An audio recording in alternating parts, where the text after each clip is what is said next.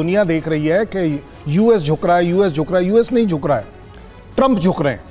ये लड़ाई यूएस की कभी थी ही नहीं। 61.7% लोग यूएस के ट्रंप के खिलाफ थे इस लड़ाई के।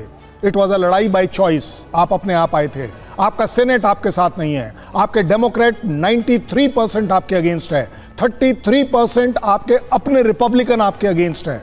आपकी पूरी नेटो आपके अगेंस्ट है। यूरोपियन यूनियन आपके साथ देख नहीं रही। पूरी दुनिया इस समय मिस्टर ट्रंप आपको ब्लेम कर रही है, क्योंकि ये लड़ाई, ये जो एनर्जी की लड़ाई है, ये आपका कहना है। बट फिर भी एक अच्छी चीज हुई है। ग्रुप कैप्टन साहब ने बड़ा अच्छा बताया कि वी मस्ट वेलकम दैट। बिल्कुल, वी विल वेलकम दैट।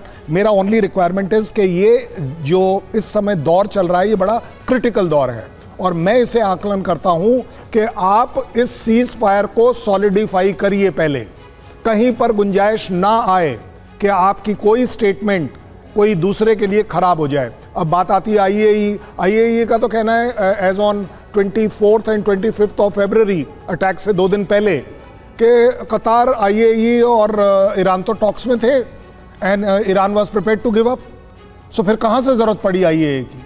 मुझे लगता है कि जब ईरान, क्योंकि वांस का कहना कि आईएई, और सर इतिहास में ये सारी एक्सरसाइज हो चुकी है। मतलब आईएई के इंस्पेक्टर्स का जाना, ईरान का कमिट करना और नॉन प्रोलिफरेशन को एक्सेप्ट करना, ये सब तो बहुत पहले हो चुका है, ये सारी एक्सरसाइज। उसके बाद ओबामा से डील हो चुकी है। आप फिर से उसी गोले का चक्कर लगा के आप वहां पहुंचने की बात कर रहे हैं जहां से आप होके सालों पहले गुजर चुके हैं।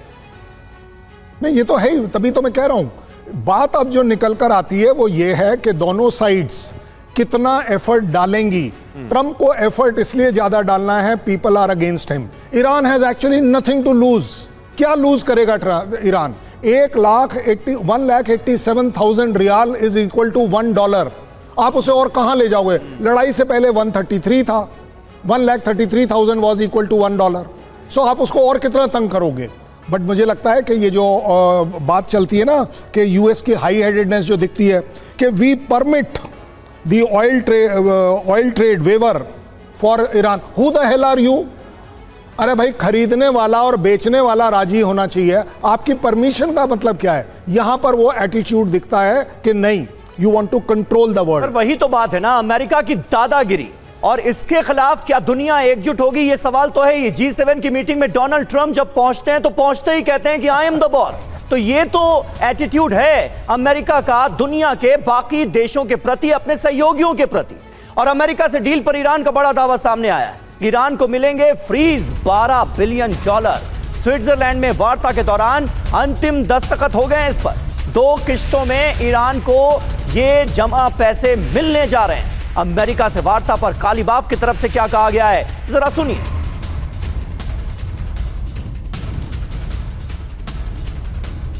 और देखिए, यूएस ईरान में वार्ता से थमी लेबनान की जंग। ईरानी संसद के स्पीकर कालीबाफ का बयान, लेबनान में शांति रखना ईरान का मकसद। ईरान कभी लेबनान को अकेला नहीं छोड़ेगा।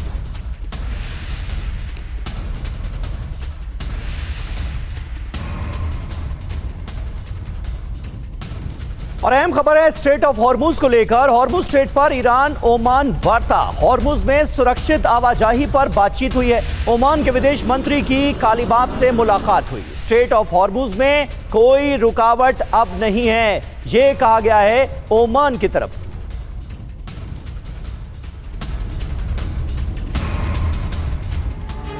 तो देखिए, यूएस ईरान में नहीं भरोसा, अब ओमान क्या करेगा, यह सवाल उठ रहा। खबर क्या है, सबसे पहले वो देख लेते हैं। स्विट्जरलैंड में अमेरिका और ईरान की वार्ता, और ईरान ने यूएस से वार्ता को जल्दी खत्म कर दिया।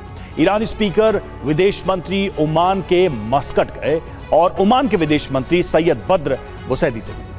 जी हां, स्ट्रेट ऑफ हॉर्मुज के मुद्दे पर दोनों पक्षों में वार्ता हुई। हॉर्मुज में सुरक्षित आवाजाही पर बातचीत की गई। अंदर की बात देखिए क्या है। स्विट्जरलैंड वार्ता में जेडी वेंस पर कालीबाफ भड़के। कालीबाफ ने वेंस से कहा, अमेरिका की धमकियां चलेंगी नहीं। ओमान लंबे समय से दोनों के बीच भरोसेमंद मध्यस्थ बना हुआ है। लेबनान के मुद्दे पर भी भूमिका निभा रहा है ओमान। तो कुल मिलाकर ये बड़ी बात निकलकर सामने आ रही है। ग्रुप कैप्टन जी के पांडे जी हमारे साथ मौजूद हैं।